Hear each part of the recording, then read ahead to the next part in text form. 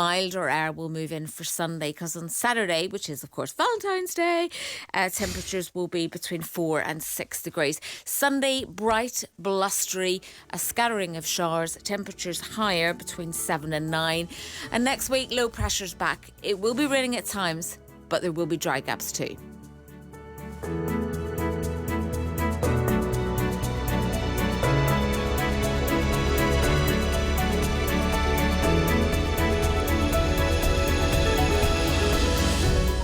Good morning, it's 7 o'clock. Welcome along on Radio Ulster, Radio Foyle and BBC Sounds. This is Good Morning Ulster with Chris Buckler and Jill Taggart. Top stories today then. Striking criminal barristers are urged by politicians in North Antrim to exempt the Chloe Mitchell murder trial from their action, as the Ballymena woman's family say they're exhausted by ongoing uncertainties around a date for the case. My mother and father hasn't got much more fight left in them. For us to get our day in court means everything to them and also us as well, and the community, and further afield. Like, it's taking a toll on everybody, but for us as a family it's just a living nightmare.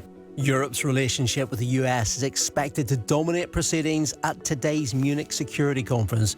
We'll get more on that. And barring any last-minute complications, Northern Ireland football boss Michael O'Neill will be named as the new manager of English Championship strugglers Blackburn Rovers later today. He'll be double jobbing until the end of the season. We'll be discussing that in just a moment. First though, on Friday the 13th of February, let's get this morning's BBC News. Here's Eve Coleman. Good morning. The Prime Minister will join more than 50 international leaders today at the Munich Security Conference in Germany, where Europe's relationship with the US will be under further scrutiny. It's the first such meeting since President Trump outlined his plans to take control of Greenland, a move widely condemned by Washington's European allies.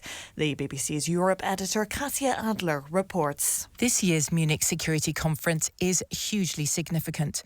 It's the first big transatlantic get-together since Donald Trump threatened Danish sovereignty over Greenland and pledged economic sanctions against any other country that got in his way. How deeply and how long-term that damaged US-European relations will be under the microscope here. It's seen as significant that the White House chose to be represented here by the US Secretary of State rather than the US Vice President, as is customary at these Munich meetings. Marco Rubio is viewed as a more conciliatory figure than J.D. Vance when it comes to relations with Europe. President Trump has abandoned a legal ruling which limits carbon dioxide emissions in the US.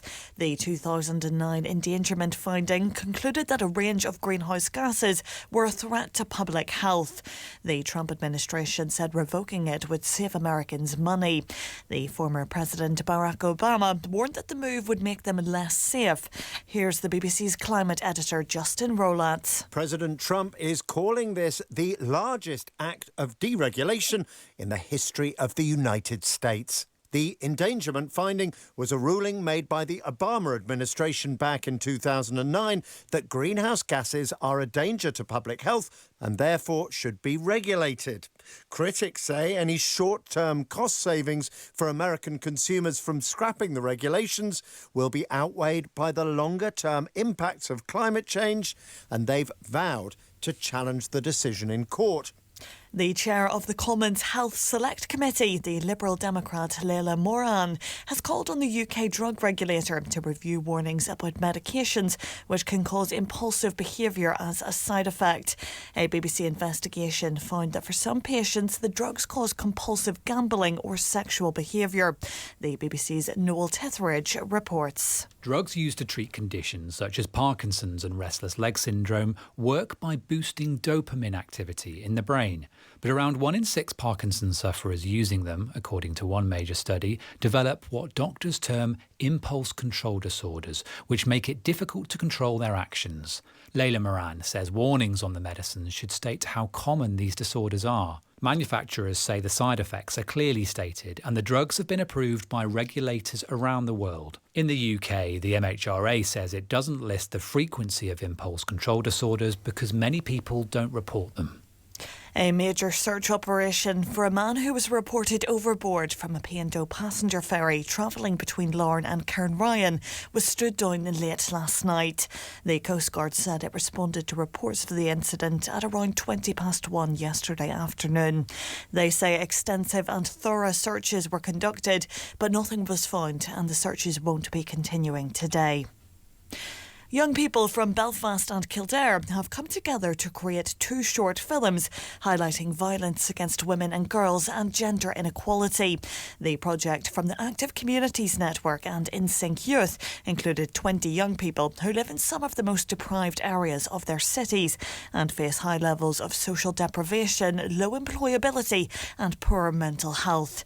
As well as creating the films, the young people involved completed workshops and benefited from a mentoring support system. The films were officially launched yesterday evening in West Belfast. Eva Toft was one of those taking part. It kind of united us because we were having the same experiences. Like, once we got to know the young people from up here, we realised how much of the same stuff we were all going through. And once you start the ball rolling on that, like, there's no stopping the conversations, basically. We got to know each other more as people, and we just realised we have the same issues, we have the same problems. We're just young people trying to get through the world and figure it out. Archaeologists in Egypt have discovered an ancient sandstone shelter containing rock art dating back 10,000 years. Officials describe the 100-metre-long structure as an open-air natural museum of exceptional historical and artistic value.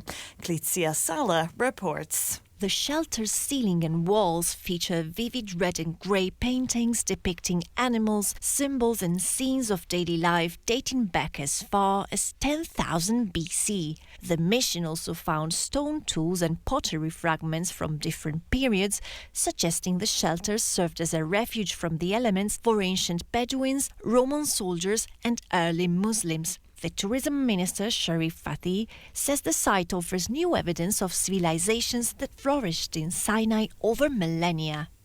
And with a look at the weather, here's Cecilia Daly. Good morning. It's a dry start for many today, but it's cold and quite cloudy. There is some patchy rain, sleet and hill snow across the southeast. This will soon clear, and apart from the odd wintry shower, much of the day will stay dry. Skies will brighten from the north this morning, with some pleasant sunshine developing widely by the afternoon. It'll be cold though, especially in the northerly wind, with highs of 4 to 7 degrees. Tonight will bring a widespread sharp frost with a few wintry flurries and some icy patches. Overnight lows of -5 or -6 degrees are likely in parts of the countryside. Cecilia, thank you very much. 7 minutes past 7. Welcome to Good Morning Ulster. If you're just tuning in, Chris and Joel with you until 9 o'clock. What a pretty brutal week it's been for the Prime Minister, who has managed to silence calls from within his own party to resign for now. Those calls, of course, came amid the fallout from the scandal over Lord Mandelson's appointment as the UK ambassador to the United States, despite his links to the convicted sex offender Jeffrey Epstein. Yeah, worth saying, of course, Sir Keir Starmer did hang on to his job, but it's worth looking at the impact that it's had in Downing Street. He has lost 3 key figures from his entourage